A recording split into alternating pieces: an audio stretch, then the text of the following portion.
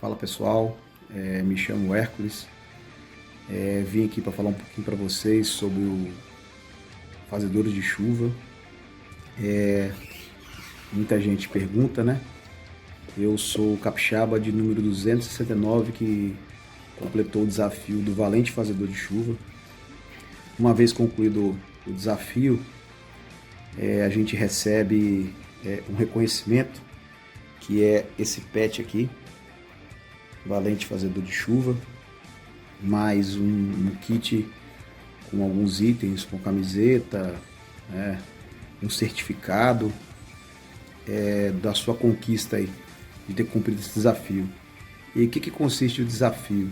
Você deve percorrer com a sua motocicleta todos os municípios do seu estado, seja o estado que você vive, seja o estado que você nasceu. E como que se registra essa passagem? Você tem que tirar uma selfie, né, uma foto, você e sua motocicleta, em frente à prefeitura daquela cidade.